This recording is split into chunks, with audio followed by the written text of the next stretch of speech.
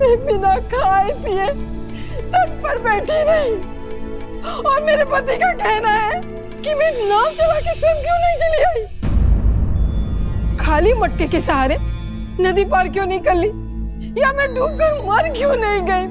महाराज, मैं उनका संदेह कैसे दूर करूं, कैसे सिद्ध करूं कि इनके अतिरिक्त मेरे इस मन में किसी और का स्थान है ही नहीं। एक नारी के लिए इससे बड़ा लालचन और कुछ नहीं है महाराज। मैं जानती हूँ आत्महत्या से बड़ा और कोई पाप नहीं। मैं वही पाप यहाँ करने आई हूँ महाराज। चयन आपको करना है महाराज, या तो आप न्याय कीजिए या तो फिर मुझे आत्महत्या करने की अनुमति दीजिए महाराज, अनुमति दीजिए।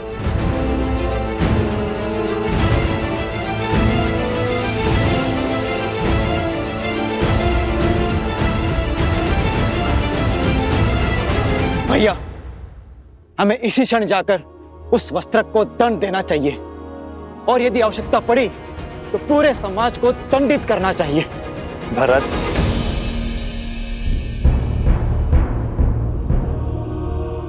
अपने सत्य का कोई साक्षी है आपके पास? हाँ महाराज, है एक साक्षी। वो नाविक जो मेरे साथ रात को उस पार बैठा हुआ था, वो भी जल स्तर उतरने की प्रतीक्षा कर रहा था और प्रातः काल जब सब लोग जा रहे थे उन सब ने देखा था कि हम दूर दूर बैठे थे।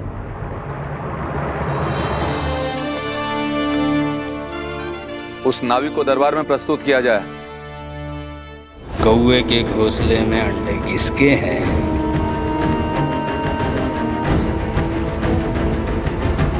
किसने बोला? बोलो, किसने बोला? तुम्हारे मंत्रियों और अधिकारियों में लोभ और लालच भर दूंगा। प्रजा के मन में अविश्वास और संघर्ष का बीज बो दूंगा।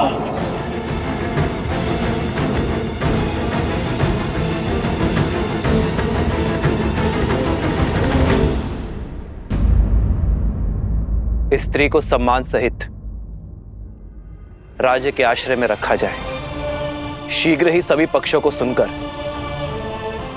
निर्णय लिया जाएगा। स्त्री के पति का पक्ष जानना आवश्यक है। इसमें प्रमाण की क्या आवश्यकता? जब मेरी पत्नी मेरे साथ नहीं थी तो किसी और के साथ ही होगी। कुलीन घराने की स्त्रियां यूं वन बिहार में अकेले नहीं घुमा करती, और वो भी इतनी रात्रि में।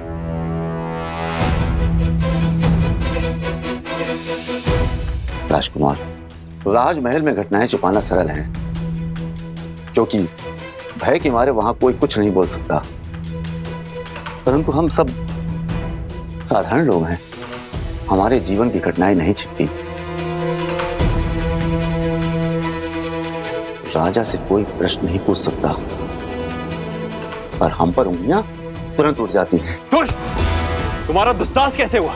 तुम कहना क्या चाहते हो?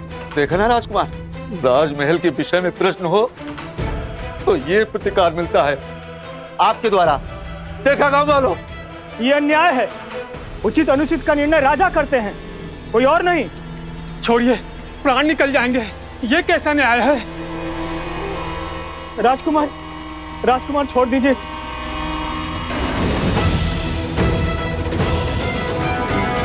मैं आप सबसे क्षमा मांगता हूं, मैं आवेश में आ गया था, पर आपका पक्ष राजा राम ही देखेंगे। आपका पक्ष सुनकर ही निर्णय किया जाएगा।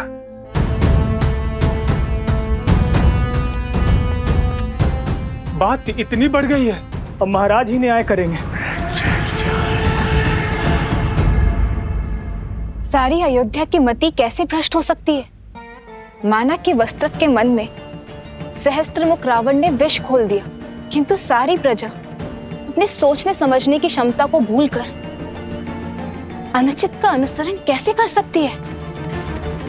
किसी ने कुछ कह दिया, बस उसी सोच को थामे हुए हैं। अनियंत्रित मन और मस्तिष्क दोनों ही विनाश की ओर लेकर जाते हैं, और मनुष्यों की यही दुर्बलता सहस्त्रमुख रावण का बल है। किसी भी मत या विचार को सत्य मानने से पूर्व अपने बड़ों या गुरुजनों से उसके औचित्य का प्रमाण अवश्य लेना चाहिए, परंतु लोग अपने भीतर विद्यमान अहंकार की बेड़ियों के रहते ऐसा नहीं कर पाते और अपने अपने तथ्यों को सत्य मान अपने अपने निष्कर्ष निकाल बैठते। कुछ ऐसा ही हो रहा है अयोध्या की प्रजा के साथ। अब सियाराम का अगला युद्ध इसी सोच के विरुद्ध होगा। ये द्वंद्व ही है उनके जीवन का अगला पड़ाव।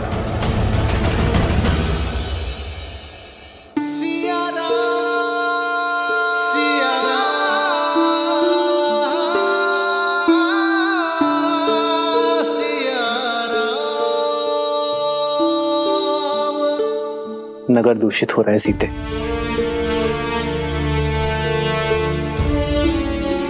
आज एक स्त्री को उसके पति ने केवल इसलिए घर से निकाल दिया क्योंकि उसे उसके चरित्र पर संदेह था, क्योंकि किसी संकट के कारण उसे एक रात्रि घर से बाहर रहना पड़ा।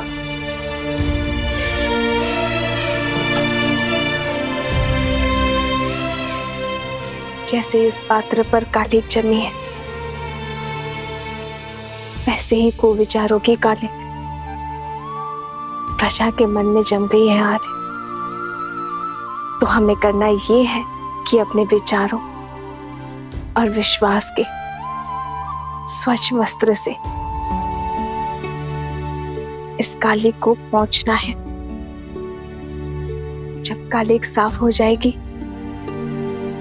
तो हमारी अयोध्या फिर से दमक जाएगी। राम सिया राम सिया राम सिया राम, राम सिया राम सिया राम।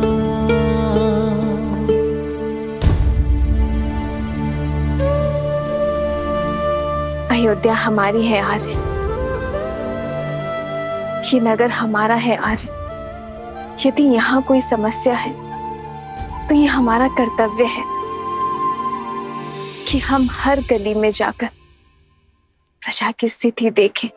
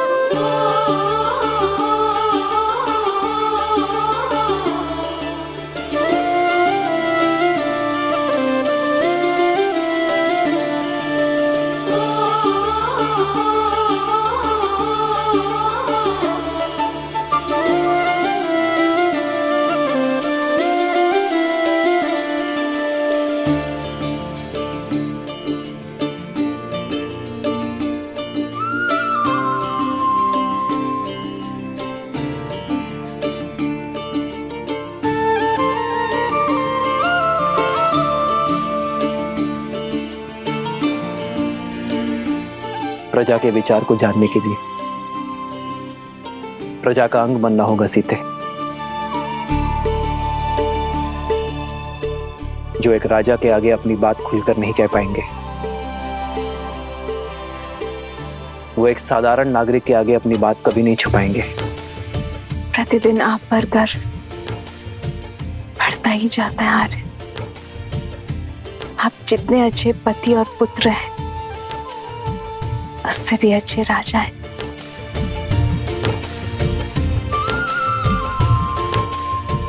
गर्व तो मुझे अपनी पत्नी पर है सीते, जो हर विपरीत परिस्थिति में भी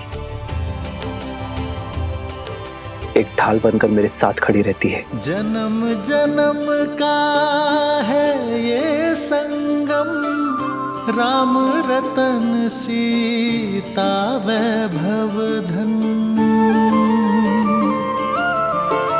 एक है पौरुष एक समर्पण, एक है रूप तो दूजा दर्पण। राम है लोचन सीता दृष्टि, राम है बादल सीता वृष्टि। राम सिया राम सिया राम सिया राम, राम सिया राम सिया राम सिया राम।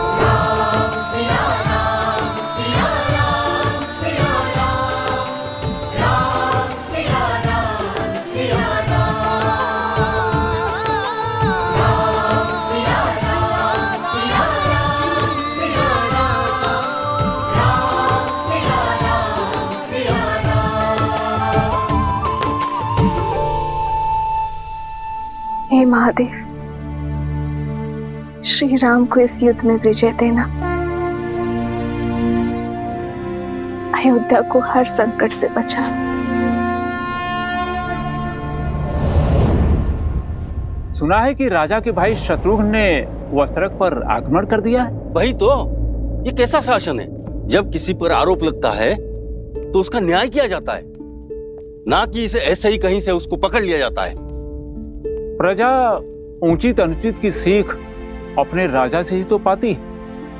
यदि हमारे रघुवंशी ऐसा समाज बनाना चाहते हैं जहां स्त्रियों की त्रुटियों पर पर्दा डाला जाए, तो ऐसे तो हम दूसरे नगर में पहुंच जाएंगे भाई।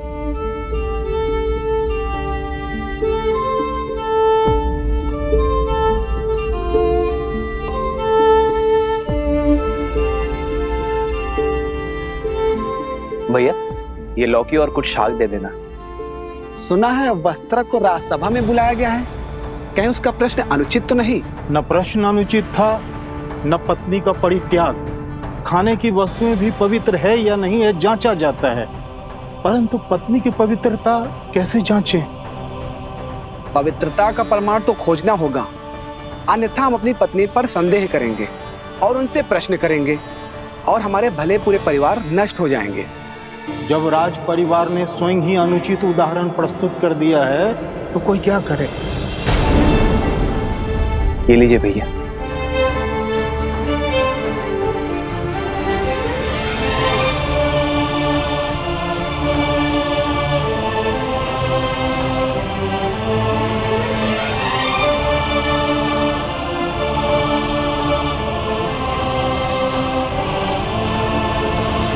संस्कार से ही इसे पराजित किया जा सकता है।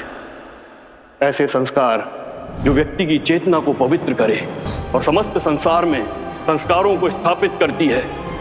स्त्री शक्ति अर्थात इस भयंकर असुर को केवल एक स्त्री शक्ति ही पराजित कर सकती है।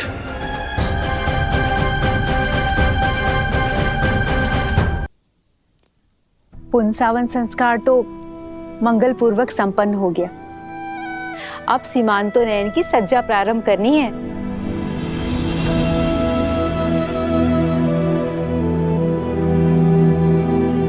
सीता,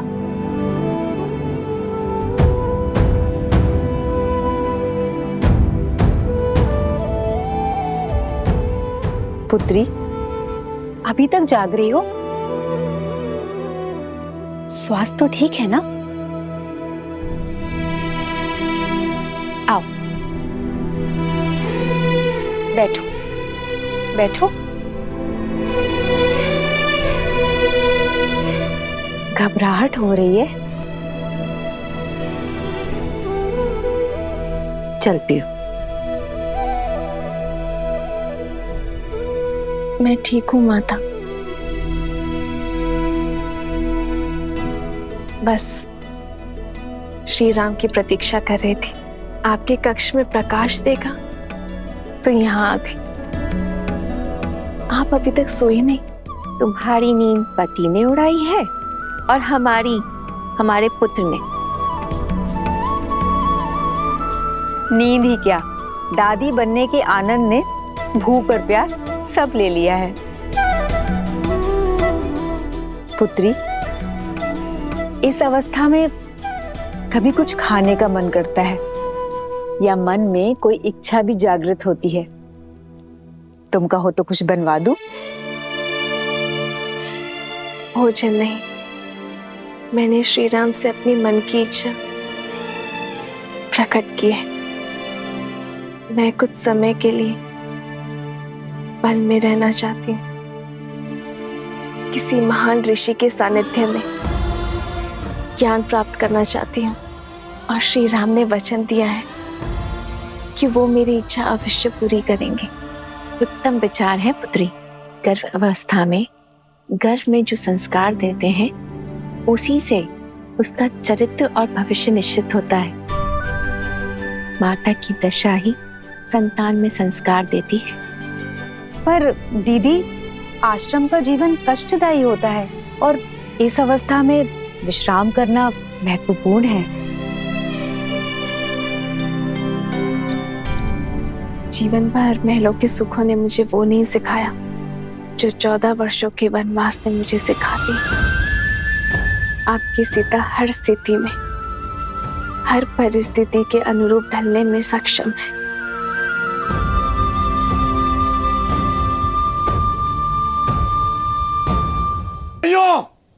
ये सारा दोष इन नाविकों का है, तो धारा पार कराने की आड़ में अपना दूषित खेल खेलते हैं।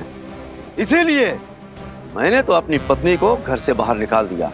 अब राजा राम को भी चाहिए कि वो भी उस नाविक को नगर के बाहर निकालें। यही न्याय संगत होगा भाइयों, यही न्याय संगत होगा।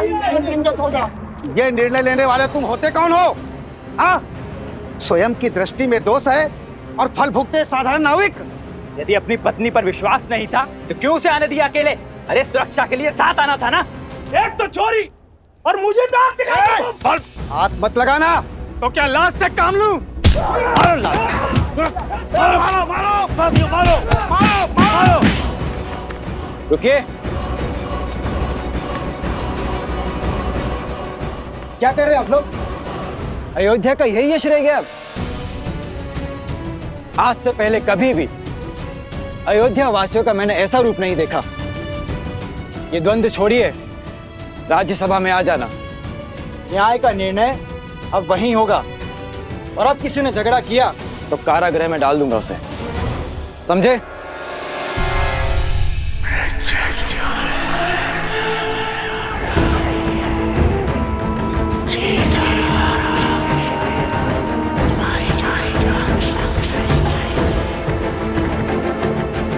कल का दिन मेरे राज्य के लिए बहुत कठिन होगा। मुझे एक कठिन और कटु निर्णय लेना होगा। प्रस्तुत कर दिया है तो कोई क्या करे?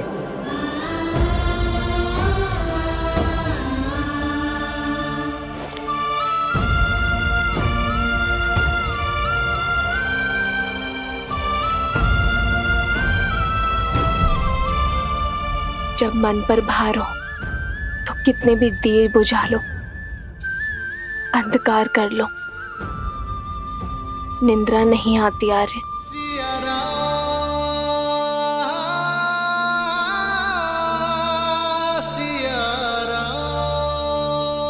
मैं आपकी चिंताएं समझ सकती हूँ आर्य। आपकी प्रजा, आपके राज्य और सीता की चिंतन आपको विश्राम नहीं दे रहे।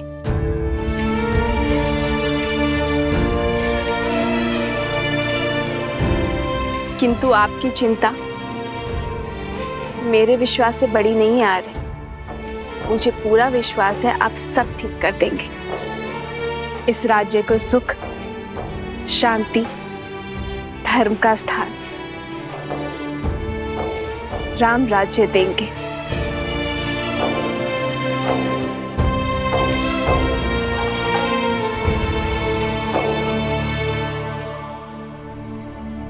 ये आंसू भी ना कभी भी झलक जाते हैं।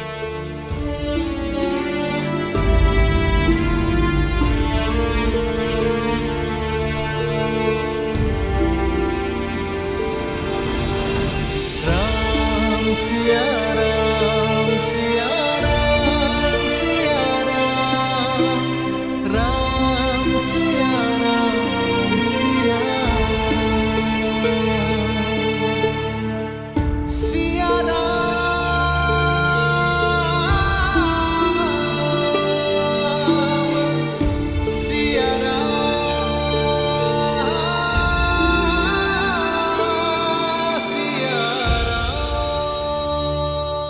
ये प्रेम और नशा का दीप है जो ना कभी बुझेगा और ना आप इसे कभी बुझाएंगे। निराशा शब्द में भी आशा भरी है आर्य। राम राज्य बहुत बड़ी आशा है। अंधकार को प्रज्वलित करने के लिए केवल एक दीप ही पर्याप्त है।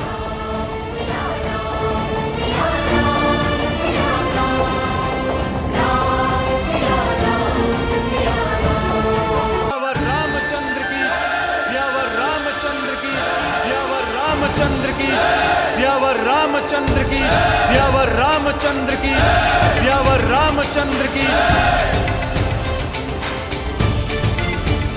जानते हो यहाँ क्यों उपस्थित हो? क्षमा प्रभु, परंतु मैं भी यही समझने का प्रयास कर रहा हूँ कि मुझे यहाँ क्यों बुलाया गया है। न्याय के लिए। दरबार में याचक और जाचक दोनों को न्याय के लिए बुलाया जाता है। ना ही मैंने कोई याचना की है और ना ही मैं कुछ जाचक हूं। फिर भी यह समझने का प्रयत्न कर रहा हूं कि मैंने ऐसा कौन सा अन्याय या अपराध किया है जिसके लिए मुझे यहां बुलाया गया है। अपनी पत्नी का त्याग करना क्या अपराध नहीं है? क्षमा राजा राम, पर यह मेरा व्यक्तिगत निर्णय है और मेरे इस व्यक्तिगत निर्णय में ना कोई अपराध है और ना ही कोई राज्य का नुकसान। मेरे इस व्यक्तिगत मामले को दरबार में क्यों संबोधा जा रहा है? क्या आपके राज्य में स्वतंत्रता नहीं है व्यक्ति को अपने अपने निर्णय लेने के लिए? उद्दंडी वस्त्रक। लक्ष्मण,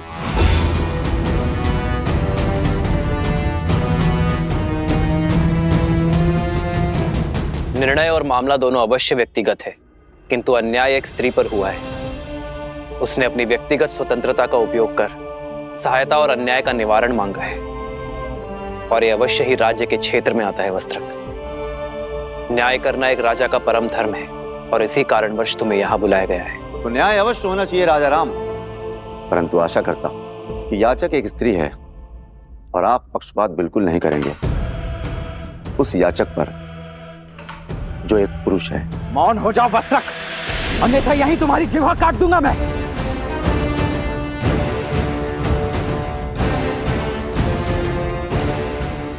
राजकुमार, आपके पास सत्ता है, शक्ति है और मेरे बचाव के लिए मेरे पास शब्द ही हैं। यदि आप मेरी जीवा काट देंगे तो मेरे ऊपर हो रहे अन्याय का मैं निवारण कैसे कर पाऊंगा? ना ही इनकी जीभा काटी जाएगी और ना ही तुम्हें रोका जाएगा। तुम्हें अपना पक्ष रखने की पूरी संधि मिलेगी।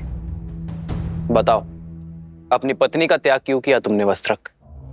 ये रात भर घर पर नहीं आई और इसका यह कहना है कि इस नाभिक के साथ तट पर रात भर थी। इसलिए महाराज, मुझे इसकी पवित्रता पर संदेह। संदेह संपूर्ण परिवार, मित्र और राज्य सबके लिए घातक होता है। यदि संदेह को प्रमाण का जोड़ ना मिले तो वो मात्र आरोप होते हैं। वस्त्रक, महाराज, आरोप ही सही, तो मेरे इन आरोपों का इन दोनों के पास कोई प्रमाण है? विश्वास। अपनी पत्नी के साथ तुम कई वर्षों से रह रहे हो, इस नाविक को भी कई वर्षों से जानते हो। क्या इस नाविक ने कभी भी संदेह करने का अवसर दिया? क्या तुमने इस नाविक को किसी और स्त्री के साथ अभद्रता करते हुए देखा? क्या इस अविश्वास का प्रमाण है तुम्हारे पास? वस्त्रक, तुम अपने घर के द्वार बंद कर दो और बाहर ना निकलो तो इसका यह अर्थ नहीं कि बाहर सूर्योदय नहीं हुआ है। वही तो राजा राम, द्वार बंद कर घर के भीतर बैठो, इससे यह भी तो नहीं कहा जा सकता कि सूर्य पर ग्रहण नहीं लगा है। और फिर महाराज, ये तो स्वयं स्वीकार कर रही है कि ये इस नाविक के साथ थी। फिर इस बात का क्या प्रमाण है कि इनके बीच कुछ घटित नहीं हुआ?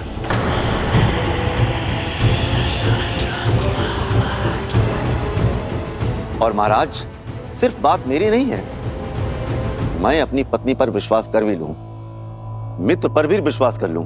यदि तुम अपनी पत्नी पर विश्वास करते हो तो समस्या क्या है? वस्त्रक, समाज, समाज का क्या?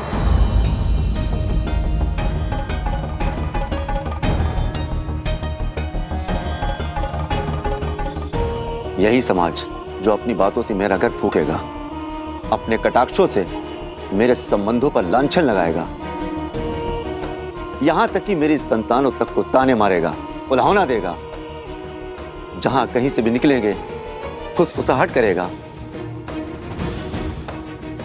महाराज, मनुष्य विवाह करता है सुखी रहने के लिए, जब सुखी नहीं रह जाएगा तो उस संबंधों का रखना क्यों? मैं एक वस्त्रक हूं, वस्त्रों पर लगे लांछनों को धोता हूं, अपने ही मस्तक पर कलंक सजाकर कैसे जी सकता हूं?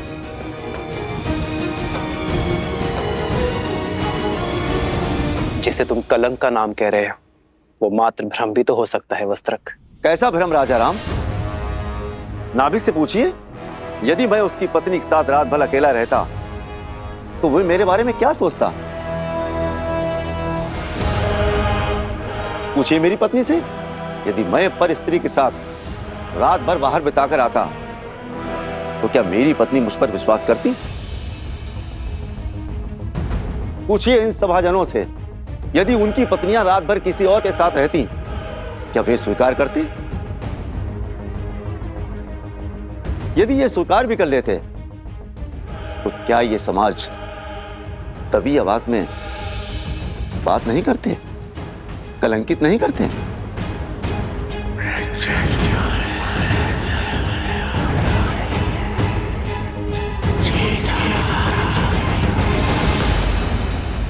विश्वास का केवल एक ही आधार है, प्रेम। यदि प्रेम सत्य है तो अविश्वास कैसा? यदि प्रेम है तो विश्वास क्यों नहीं? क्षमा करना महाराज, समाज के शब्द रूपी बाण सबसे पहले सुख पर वार करते हैं और फिर प्रेम पर प्रहार करते हैं। मैं किसी उच्च पद पर विराजमान नहीं हूं और ना ही कोई बड़ा सेठ हूं जिससे लोग भय से या सम्मान से चुप रहेंगे। मैं तो एक मामूली वस्त्रक हूं। वस्त्र धुलने में कोई कमी रह जाती है तो कोई कुछ भी सुनाकर चला जाता है। हो सकता है मेरी सोच अनुचित हो और यह भी हो सकता है कि मेरी पत्नी पवित्र हो, पर मैं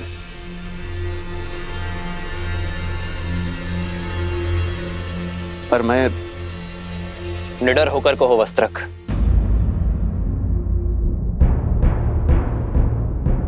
मैं मर्यादा पुरुषोत्तम राम नहीं हूं।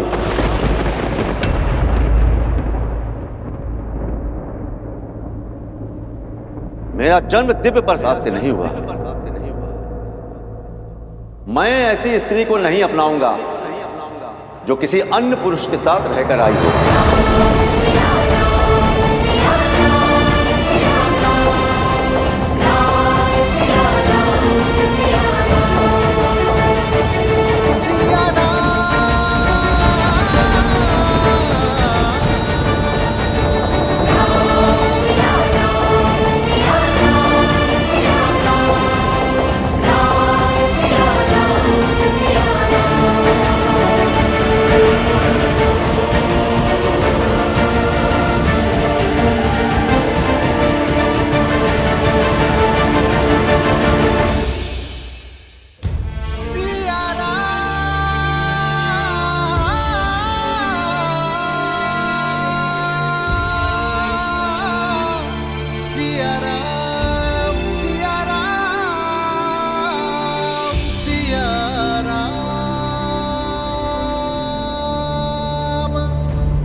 यदि हमारे रघुवंशी ऐसा समाज बनाना चाहते हैं जहां स्त्रियों की त्रुटियों पर पर्दा डाला जाए तो ऐसे में तो हम तो दूसरे नगर में बस जाएंगे।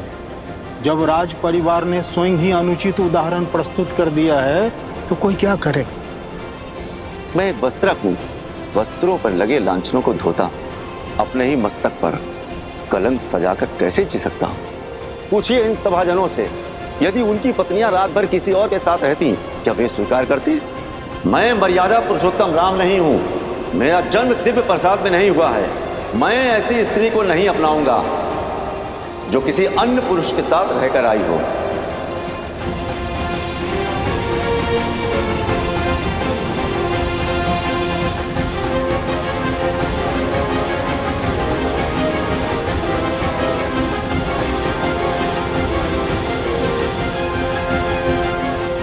एकांत।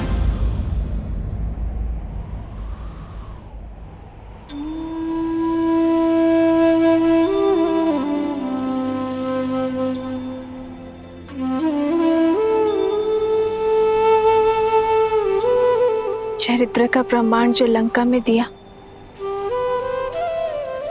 क्या वो अयोध्या में भी देना होगा? आर्य अग्नि परीक्षा।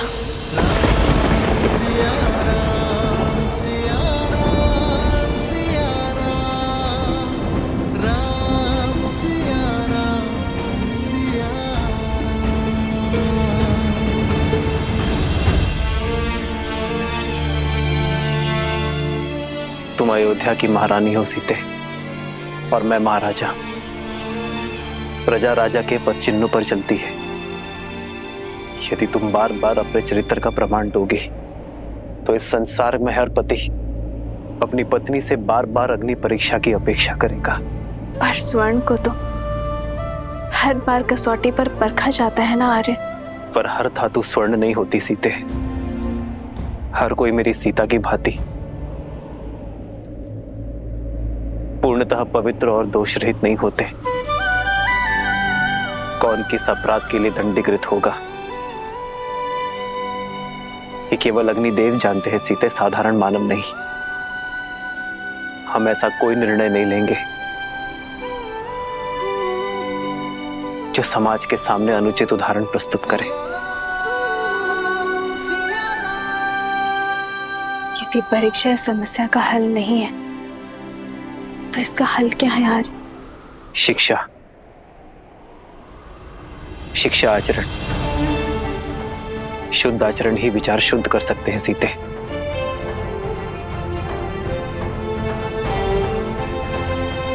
मैं नहीं जानता सीते कि अपने समाज को कैसे शिक्षित करूं, कैसे अपनी प्रजा के मन में उठ रहे प्रश्नों को रोको। वो प्रश्न जो उनके नेत्रों में दिखते हैं जब वो मुझे देखते हैं। तनिक सोच यार, जब तक मैंने स्वर्ण मृग नहीं देखा था तब तक मुझे उसके पाने की इच्छा नहीं थी। अर्थात जो नेत्रों को दिखता है वही मन को विचलित करता है आदि, और जो नहीं दिखता उसके विचार भी नहीं आते और उस पर प्रश्न भी नहीं उठते।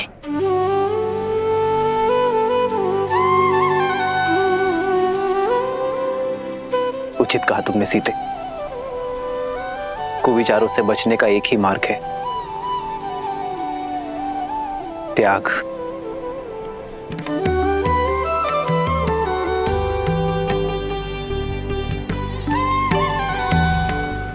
हम दोनों अपने राज्य का परित्याग कर देंगे तो ना ही कोई प्रश्न उठेंगे और ना ही कोई उत्तर की अपेक्षा करेंगे।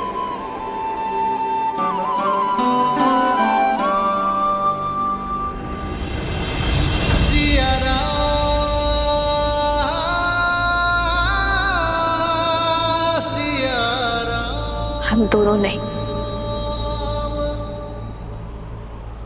केवल मैं आ रहे हैं। यदि हम दोनों साथ जाएंगे तो वो त्याग नहीं, समस्या से भागना होगा आर्य। और रघुवंशी कभी समस्या से नहीं भागते। सीते, आर्य, जिस क्षण महाराजा राम महारानी सीता को त्यागेंगे उसी क्षण अयोध्या के सब दुख मिट जाएंगे। आपकी हर समस्या टल जाएगी यार। नहीं, कदापि नहीं सीते, कदापि नहीं। राम सीता का त्याग नहीं कर सकता। किंतु राम सीता का त्याग नहीं कर रहा है। महाराजा राम को महारानी का त्याग करना होगा।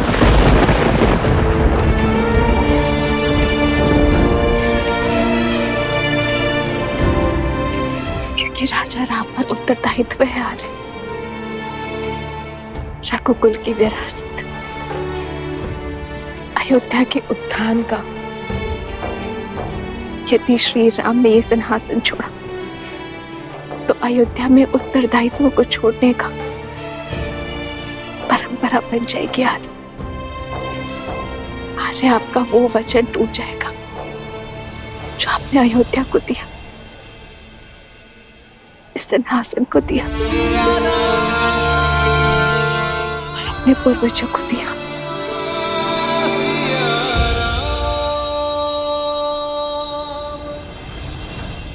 और उस वचन का क्या? जो हमने एक दूसरे को दिए कि हर सुख में हर पीड़ा में एक दूसरे का साथ देंगे, साथ में हर समस्या का समाधान भी निकालेंगे। अब आप केवल राजा ही नहीं, होने वाले पिता भी हैं आर्य। आप प्रजा रूपी संतान को शिक्षा देने का भार उठाई और मैं हमारी संतान को संस्कार सिखाऊंगी आर्य।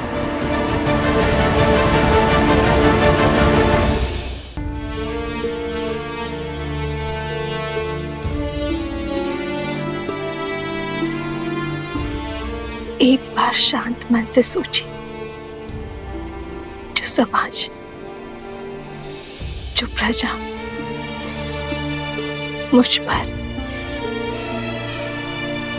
इस पर इतने लांछन लगाने को तत्पर है, उस समाज के बीच हम उसे संस्कार कैसे दे पाएंगे आर्य? यही पिता धर्म की पुकार भी है, यही राजा कर्म की ललकार भी है। हमें ये त्याग करना होगा। कैसे करे भव पार ये राम, राम सिया राम सिया राम। कैसे करे भव पार ये राम, राम सिया राम सिया राम।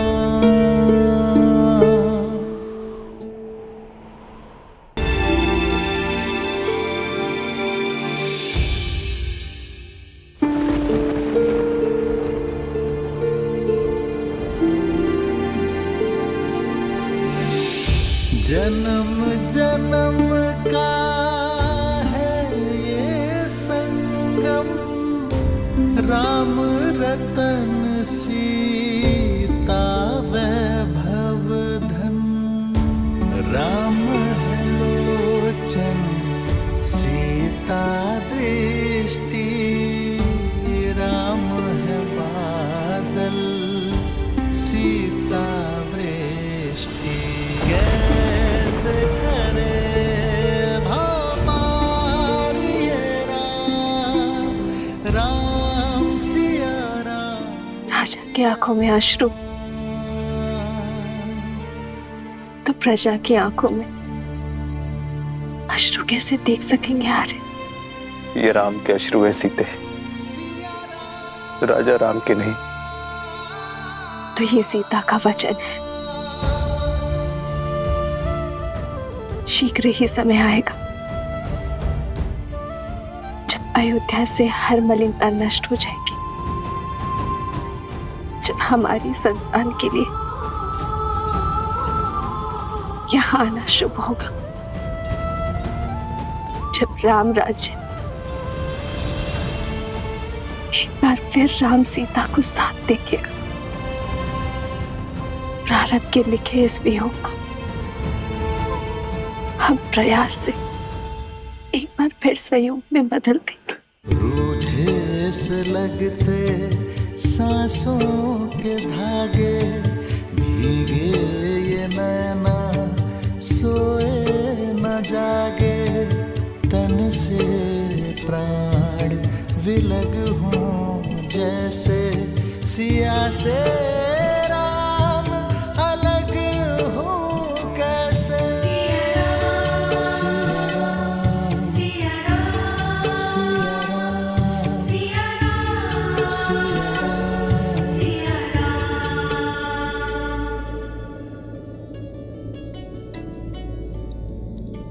आश्रम में सभी लोगों को उपहार पहुंचने चाहिए और भूलकर भी कोई निषेध वस्तु आश्रम में नहीं जानी चाहिए। जी माताश्री।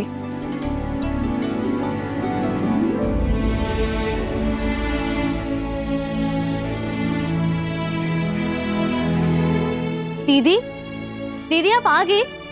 अब आप आ गए हैं तो एक दृष्टि डाल लीजिए, सब उचित है ना? देखिए, मैंने फल यहाँ पे रखे हैं और आपके वस्त्र यहाँ अलग से रख दिए हैं। महारानी, ये वस्त्र सज्जे हैं।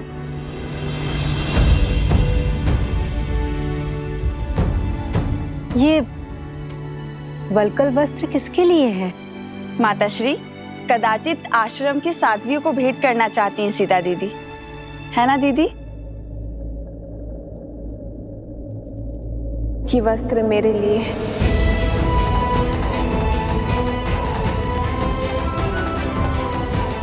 वस्त्रों का मानव स्थिति पर बड़ा प्रभाव पड़ता है ना।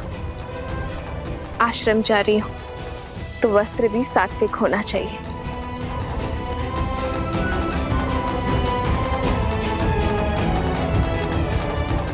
किंतु तुम अयोध्या की महारानी हो सीता। ये एक महाराज का ही सुझाव है माता। जब तक मैं आश्रम में रहूं तब तक वहां की गरिमा बनाए रखूं, यही वस्त्र धारण करूं। माता, वहां एक महारानी नहीं, श्री राम की संतान की होने वाली मां जा रही है। मेरा उद्देश्य ज्ञान प्राप्ति है, अपने लिए और अपनी संतान के लिए। जब तक तन और मन से राजसिक प्रवृत्ति नहीं त्यागूंगी, तब तक सात्विक कैसे ग्रहण कर पाऊंगी मैं?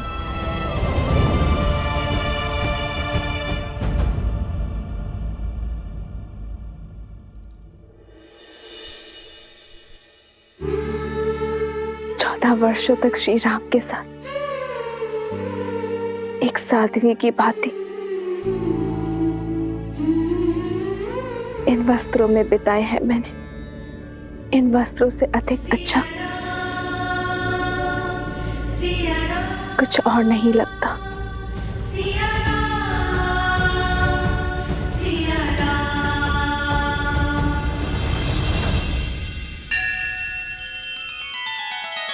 श्री रामचंद्र कृपालु भजु मन हरण भव भय दारुणम। नव कंज लोचन कंज मुख कर कंज पद कंजारुणम।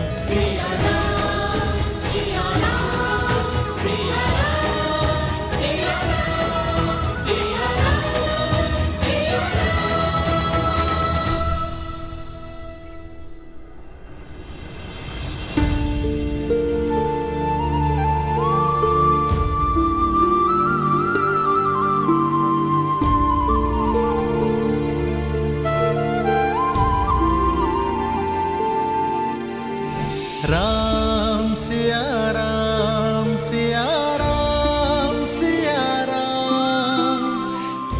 हम सुख में दुख में सदा एक दूसरे के साथ रहेंगे। राम सिया राम सिया राम सिया राम। राम सिया राम सिया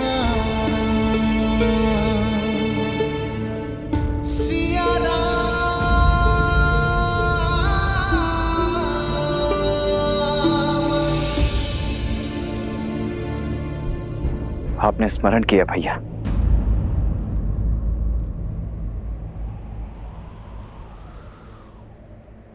केवल अयोध्या ही नहीं, संपूर्ण कोसल राज्य में सीता के पवित्रता के प्रमाण की मांग उठी है लक्ष्मण।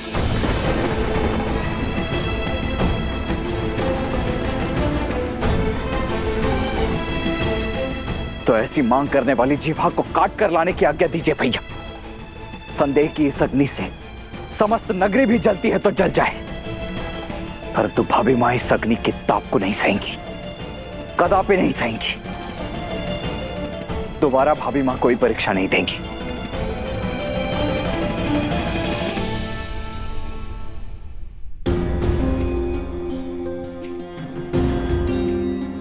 वो परीक्षा लंका में थी लक्ष्मण, कौशल राज्य उसका साक्षी नहीं था।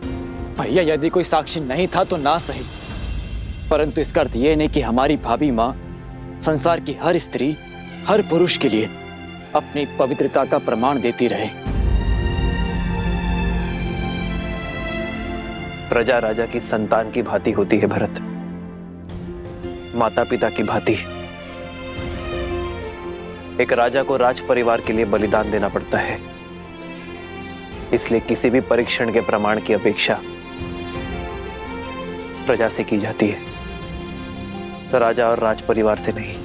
यदि ऐसा है भैया, तो केवल भाभी माँ ही नहीं, हम सब भी इस अग्नि में प्रवेश करेंगे और अपनी शुद्धता का प्रमाण देंगे। अग्नि प्रवेश नहीं होगा भरत, क्योंकि राज परिवार का कर्म परंपरा बन जाती है। यदि ऐसा हुआ तो भावों में लिया गया निर्णय नियम बन जाएगा, और यह निर्णय न्याय और दंड का आधार बनेगा। कल को कोई भी व्यक्ति किसी पर भी संदेह होने पर उसे अग्नि में प्रवेश करने पर विवश कर देगा।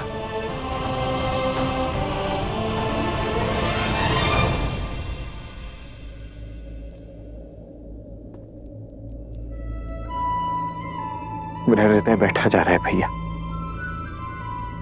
आपके मन में क्या चल रहा है?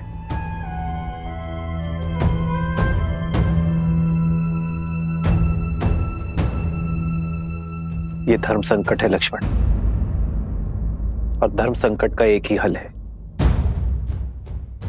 त्याग। लोक कल्याण का उत्तरदायित्व उठाने के लिए मैं राजा राम अपनी पत्नी सीता का त्याग करता हूं।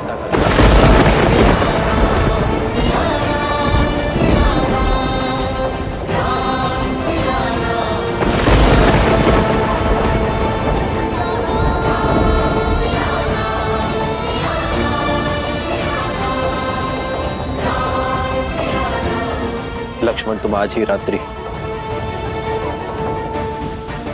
सीता को वन में छोड़कर आओगे।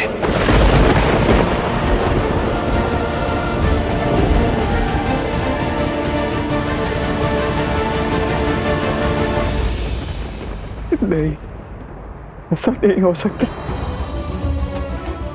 भैया। भैया, 14 वर्षों के वनवास के पश्चात आप भाभी को जीवन भर का वनवास मत दीजिए। हाँ भैया, कोई और उपाय ढूंढिए, कोई और मार्ग खोजिए भैया। भैया, यदि हमारी भाभी का स्थान अयोध्या में नहीं, तो हम भी अपनी पत्नियों का त्याग करते हैं। नहीं, उन पर आरोप नहीं लगे हैं, उन पर किसी को कोई संदेह नहीं है। भले मेरे प्राण ले लीजिए भैया, परंतु मुझसे ये कार्य नहीं हो पाएगा।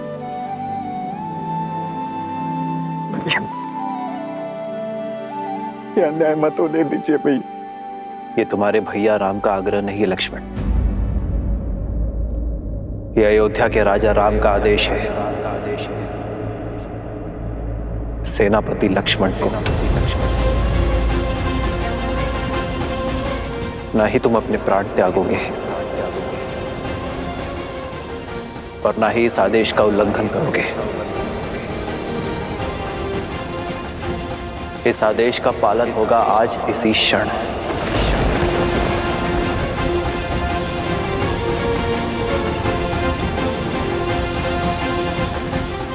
मत करिए भैया, मत करिए भैया। कोई और उपाय देख लीजिए, कोई और राह। ऐसा मत करिए।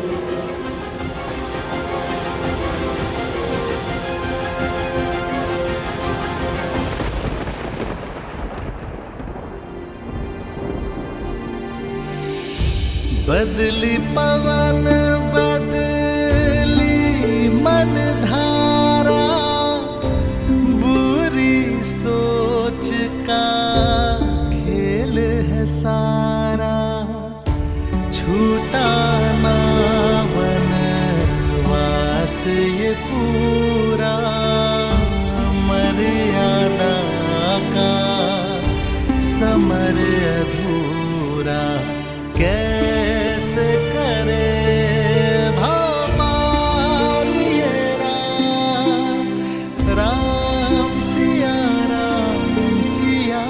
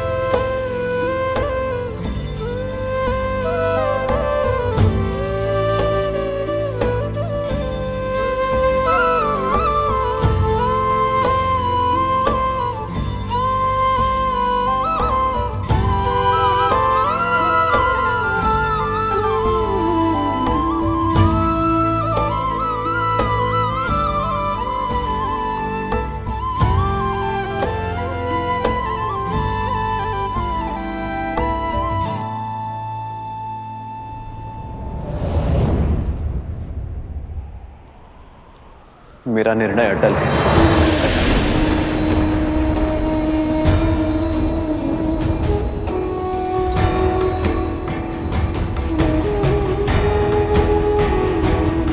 एकांत।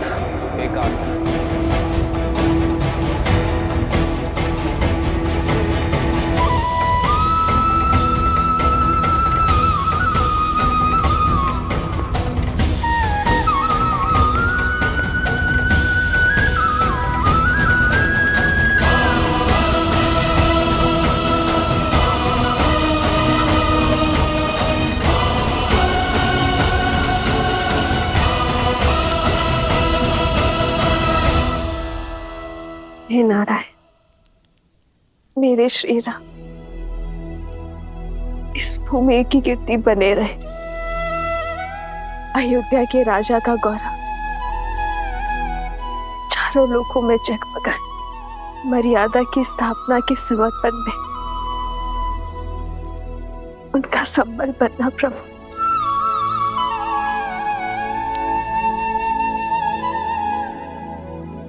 और जो त्याग का पथ मैंने चुना है, जो समर्पण का पथ मैंने लिया है, उसे पूरा करने की शक्ति मुझे देना प्रभु।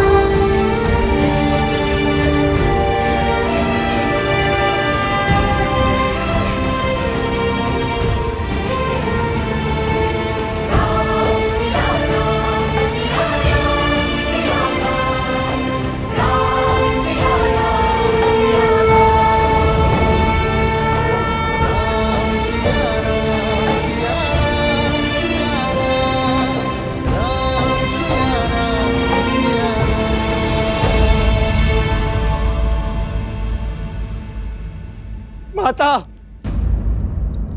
माता, भरत, माता वो भैया राम। क्या हुआ भरत, क्या हुआ राम को? भैया को रोक लीजिए माता, भैया को रोक लीजिए। भरत मेरी घबराहट मत बढ़ाओ, क्या हुआ राम को, सब ठीक है ना? भैया ने लक्ष्मण को आदेश दिया कि सीता भाभी माँ को वन छोड़ा है। हाँ, सीता वन जा रही है आश्रम में रहने के लिए, ये तो सब जानते हैं। तो हुआ क्या? नहीं माता, आप हम समझ नहीं रही है। भैया ने भाभी का परित्याग कर दिया है माता।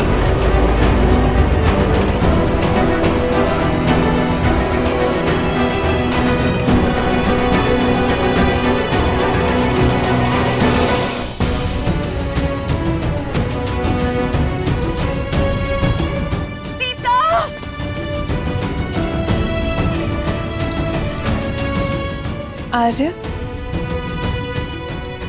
रात्रि इस पहर कहाँ जा रहे हैं आप? अयोध्या संकट में है उर्मिला, रघुकुल पर बहुत बड़ी विपदा आन पड़ी है।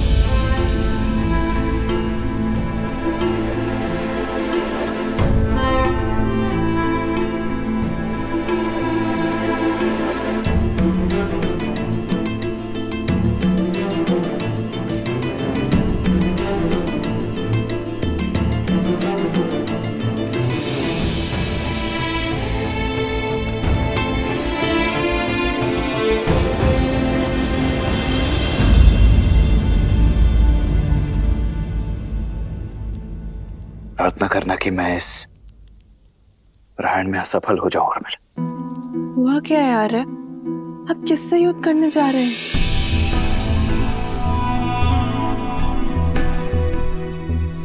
स्वयं से।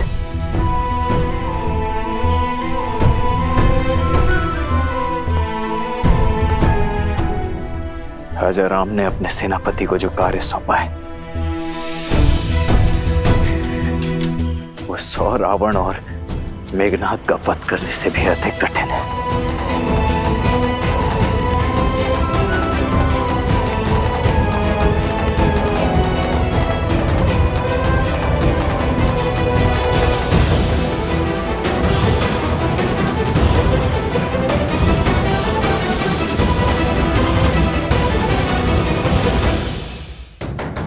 दरवाजा खोलो राम। राम द्वार खोलो राम, द्वार खोलो राम। राम, राम, हमसे बात करो राम, अपनी माताओं के सामने आओ। मुझसे हुई भूल मत दोहराओ राम। अपने मंच का विचार करो, अपने हृदय का विचार करो राम। सीता के प्रेम और समर्पण का विचार करो राम। राम, द्वार खोलो पुत्र। प्रजा के लिए कर रहे हो ना पुत्र, प्रजा के लिए। हम सारा दंड हम तीनों माताएं भोगने को तैयार है पुत्र। हमारे सारे पुण्य हम सीता को दे देंगे, उसके ऊपर लगा सारा लांछन मिटा देंगे, उसके लिए समाधि ले लेंगे। हमारे प्राण जाने के बाद प्रजा को संतोष तो मिलेगा ना पुत्र।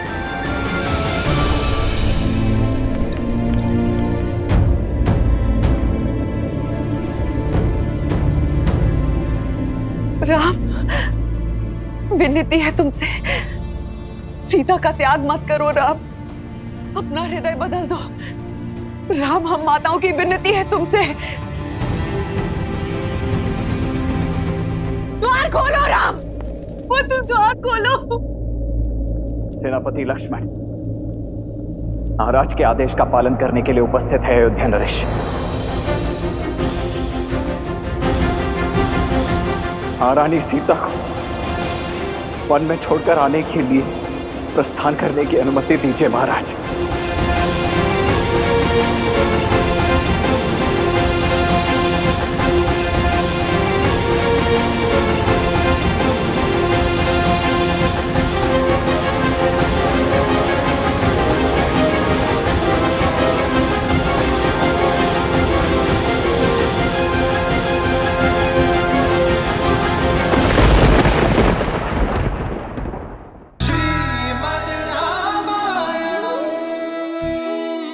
महाराज के आदेश का पालन करने के लिए उपस्थित है अयोध्या नरेश। महारानी सीता को वन में छोड़कर आने के लिए प्रस्थान करने की अनुमति दीजिए महाराज। कहीं नहीं जाओगे तुम। राम ने अपना निर्णय बदल लिया है। सीता कहीं नहीं जा रही, तुम कहीं नहीं जा रहे हो।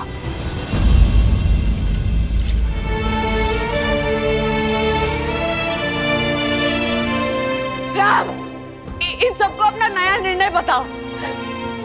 द्वार खोलो राम। राम,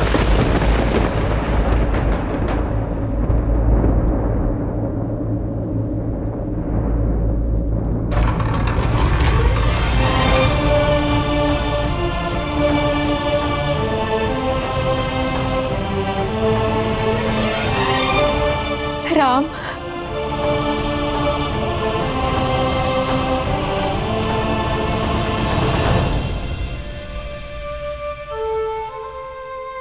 राम, बदल दो अपना आदेश पुत्र।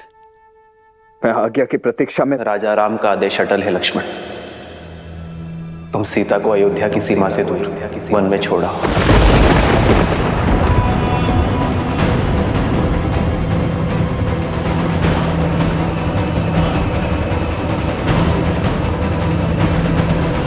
ऐसा नहीं हो सकता, ऐसा मत करो राम।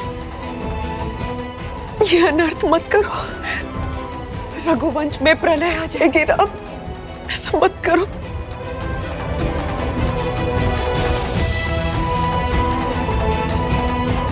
जो आज्ञा महाराज, जो आज्ञा महाराज। राम, राम, राम, ये अनर्थ होने से रोक दो। राम, राम, राम।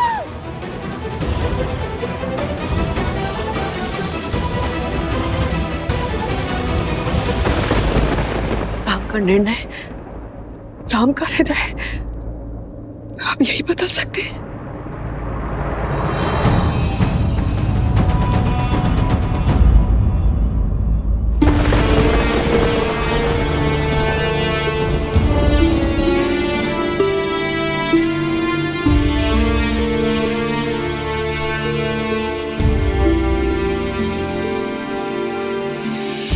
बदली पवन बदली मन धारा,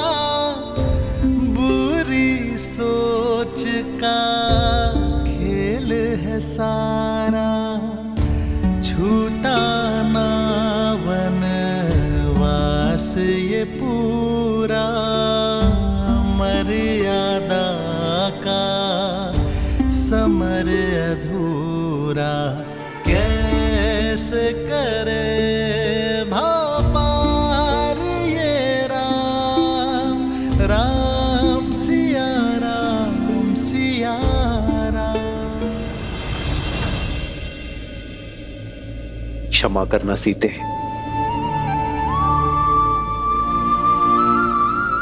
तुमने तो पग पग पे मेरा साथ दिया, किंतु जीवन की इस यात्रा में तुम्हें अकेले बढ़ना पड़े।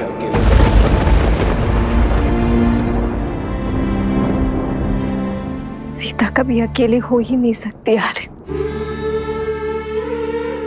आप भले ही दूर हो, पर आपका मन और आपकी आत्मा सदा मेरे साथ है। दोनों एक हैं, बस यही सच है। राम लक्ष्य और राम ही पथ है। विरह की आग में जले सिया राम। एक है तन और एक है प्राण।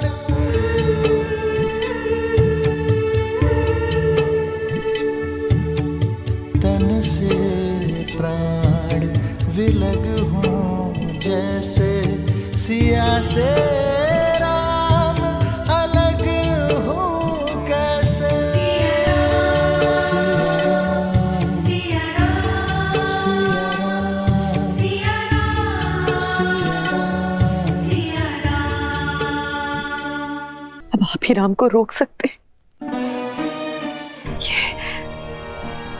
ये अनर्थ होने से रोक दीजिए, रोक दीजिए, ये अनर्थ ना होने दीजिए।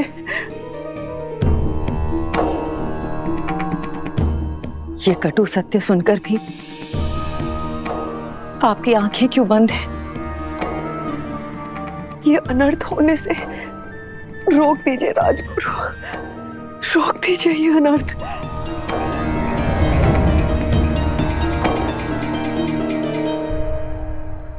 राम का गुरु होने पर भी उन्हें रोकने का अधिकार मुझे नहीं है राजमाता, क्योंकि यह निर्णय अयोध्या नरेश का है, जिनका हर आदेश पति धर्म से बढ़कर पिता के धर्म पर आधारित है।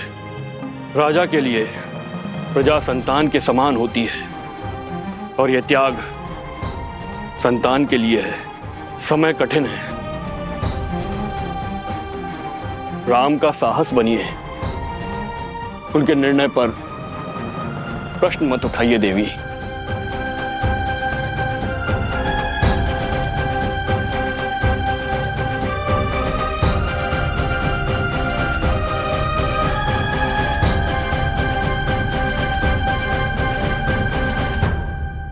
वर्षों पहले जो वचन मैंने मांगे थे, स्वार्थ की जो पराकाष्ठा मैंने रची थी, इस पीड़ा का दंश मुझे भोगना चाहिए। मेरी सीता को नहीं, मेरी सीता को नहीं। भूलिए मत महारानी, राम ने क्या कहा था?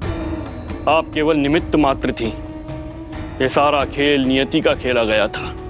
हम सब संसार में अपने अपने पात्र निभा रहे हैं, और समर्पण तो बहती नदी के समान होता है।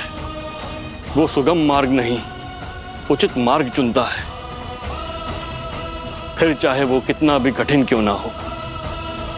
राम और सीता को भी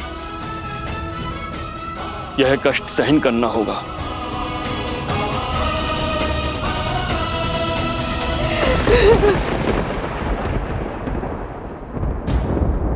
सिया राम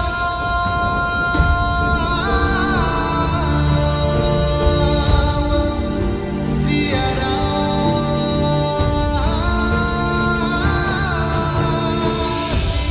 मिलन विरह की अजब ये लीला, मुख मुस्कान हृदय में करंदन, मर्यादा स्थापित करने, हर दुख का करते अभिनंदन, सिया जाती वन छोड़ के घर को, नर अवतार ले तारन नर को, करते त्याग देते बलिदान, लक्ष्मी सिया नारायण राम। मैं सदा आपके और अपने परिवार का पोषण और कल्याण में रत रहने का वचन देता हूं। जीवन के हर निर्णय में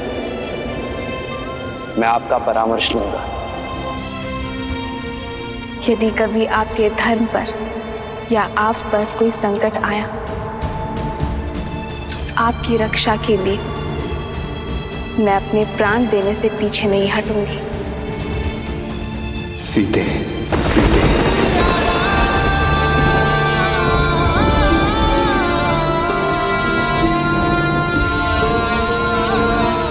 सिया राम, सिया राम, सिया राम।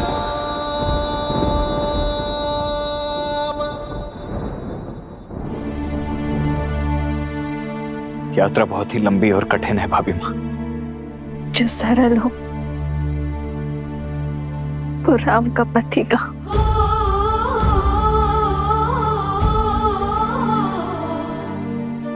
हे प्रभु, मेरे श्री राम को शक्ति देना।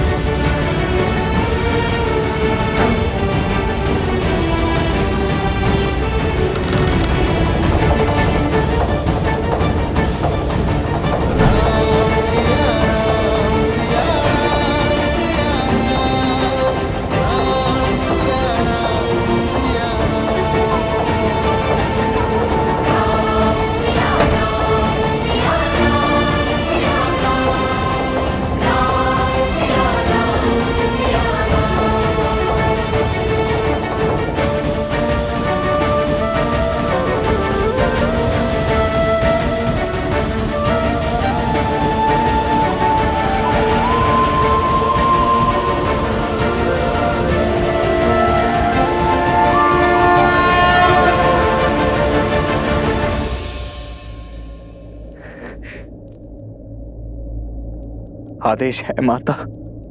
आदेश समय का, महान नियति का,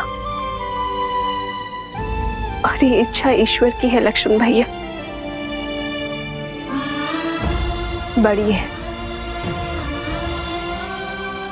वन प्रतीक्षा कर रहा है।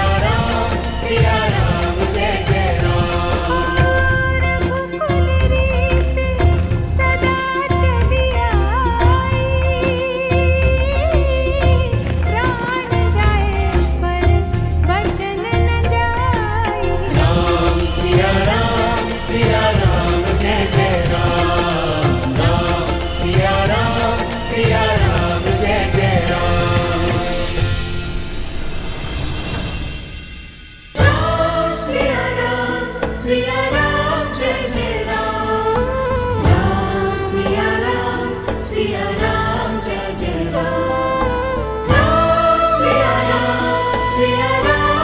जय राम।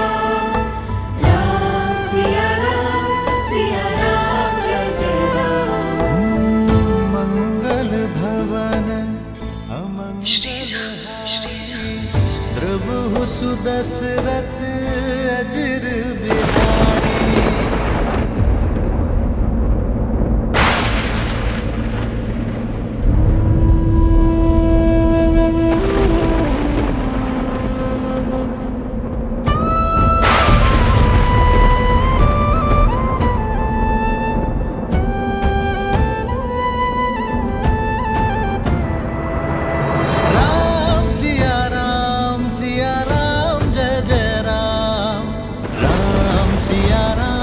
सिया राम जय जय राम। नियति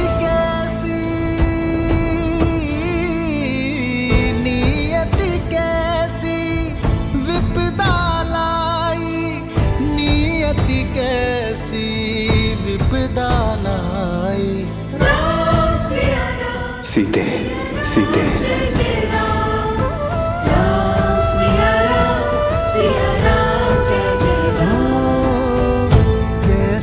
विपदा रघुकुल आई, वन को चले हैं सिया रघुराई। कष्टन सहते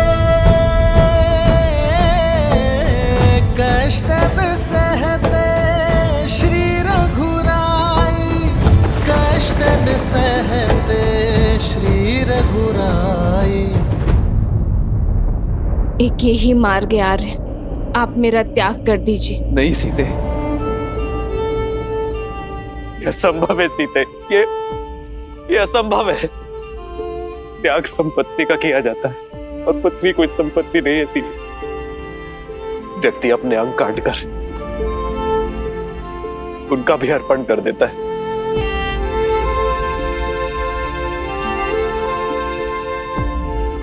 तुम कोई अंग नहीं हो सीते है जो किसी विशेष कार्य के लिए इस राम से जुड़ी हो।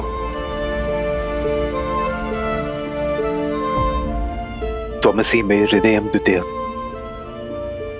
तुम तो मेरा दूसरा हृदय हो। त्वम जीवितम मम, तुम तो मेरा जीवन हो सीते। और अपने जीवन का त्याग कैसे कर दूं मैं, अपने हृदय को कैसे निकाल दूं सीते। यदि ऐसा हुआ तब तो मैं ही नहीं रह जाऊंगा। इतना बड़ा कष्ट ही राम नहीं सह पाएगा सीते। तुम्हारा राम इतना बड़ा कष्ट नहीं सह पाएगा। केवल मेरे श्री राम ही कर पाएंगे। मेरे श्री राम अपने हृदय में शूल घोंपकर उस रक्त से शांति और आदर्श का पुष्प केवल मेरे श्री राम में खिला सकते हैं। अपने जीवन का त्याग करके जीवन की परिभाषा केवल मेरे श्री राम ही सिखा सकते हैं। साधारण मनुष्य तो भावनाओं के भावर में फंसते हैं आर्य, किंतु मेरे श्री राम उस भावर से निकलकर भावसागर को पार कर सकते हैं। राम मेरे राम मेरे राम मेरे राम, राम सिया राम सिया राम। स्मरण कीजिए आर्य, राज्याभिषेक के लिए तैयार होते समय आपने ही मुझे समझाया था कि जो जीवन पर से अपना अधिकार त्याग देता है वो ऋषि है, और जो ऋषि है वही राजा बन सकता है। क्योंकि राज्य कोई अधिकार नहीं, दायित्व है। जिसके हृदय में धीरज हो, कंधों पर भार उठाने की शक्ति हो, जिसके पैर वृक्ष के जड़ों के समान स्थिर हो, जिसका मन पर्वत की भांति अटल हो, ऐसे व्यक्ति को ही ईश्वर राजा बनने का दायित्व देते हैं। आपके सामने जब ईश्वर का दिया हुआ दायित्व का लक्ष्य है, तब आपको जीवन का मोह घेर रहा है। एक शाखा के मोह में जब वृक्ष गिर जाता है तो वृक्ष के आश्रित पशु, पक्षी और पथिकों का क्या होगा? हरे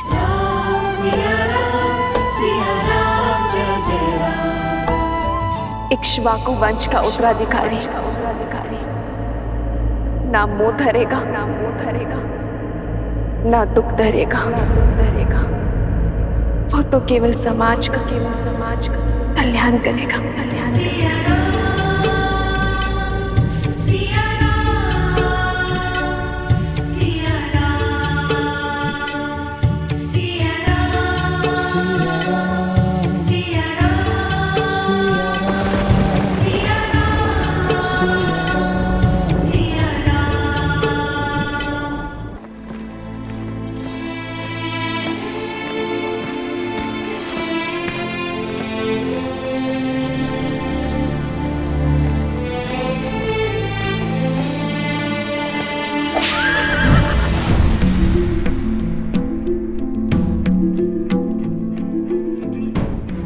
आप सब यहां से जा सकते हैं।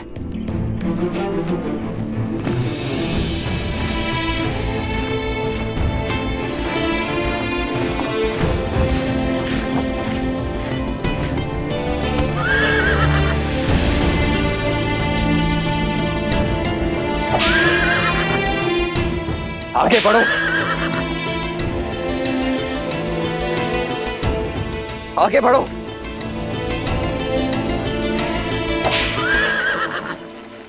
ये मेरे अश्व मेरी बात क्यों नहीं मान रहे? बढ़ो आगे। अश्व सारथी के मन को पढ़ लेते लक्ष्मण भैया। वो विचलित है क्योंकि सारथी का मन विचलित है। अपना मन दृढ़ करो सारथी, तो अश्व आपका आदेश अवश्य मानेगा।